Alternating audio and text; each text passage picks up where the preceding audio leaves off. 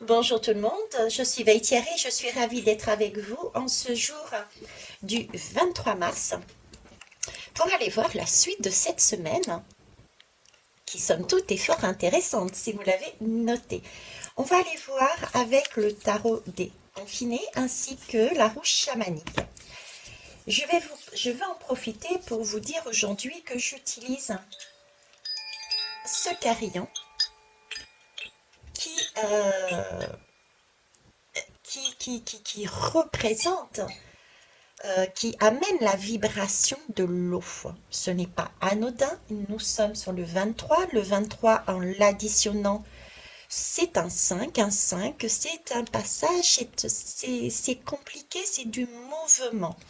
C'est du mouvement tout en sachant que le 2, c'est l'union et le 3 est pour moi le symbole du esprit, âme et corps. Voilà, vous avez toutes les données. Si je vous le dis, c'est que c'est pas anodin si on m'a donné ça accompagné aujourd'hui. Donc, j'ai hâte de voir quel est son message. Le 23.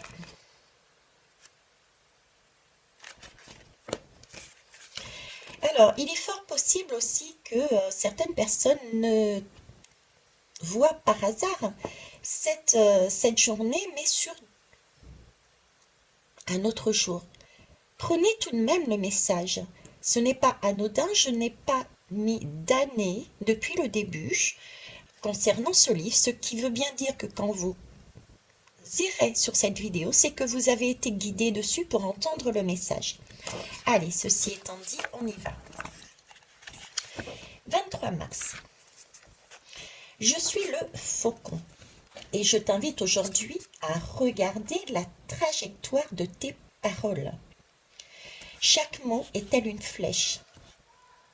Alors prends le temps de bien choisir en fonction de la direction que tu souhaites donner à ton discours. Tu as la possibilité de la flèche que tu tires. Chaque mot est une vibration. Je vous parlais en début de semaine, cette impression de vibration. Pose-toi la question. Quelle vibration souhaites-tu offrir à l'univers?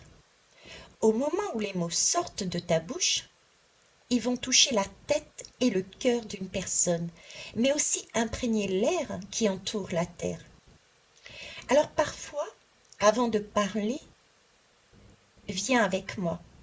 Prends de la hauteur pour trouver le mot juste. Tes paroles peuvent être des flèches de feu qui éclairent ou des flèches de feu qui détruisent. Nous étions sur une bouteille à la mer, c'est de la communication. C'est une communication douce qui permet de faire fleurir, je vous disais, l'intérieur, j'avais ce sentiment de faire fleurir quelque chose de beau. C'est le message qu'on nous propose cette semaine, une communication. Oui, il faut communiquer, mais d'une certaine façon. Parce qu'il y a toujours des flèches qui peuvent être effectivement très dures. L'impact. On va aller voir le message avec le tarot des confinés.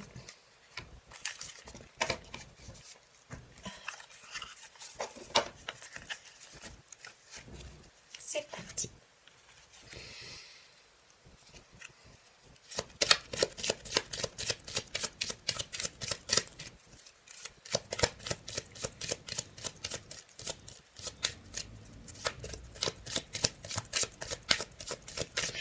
Alors ici, on me parle énormément de communication. C'est comme s'il y avait eu un travail qui nous avait été demandé cette semaine, de vraiment bien prendre conscience de ce qu'on veut, de ce qu'on est, d'accord?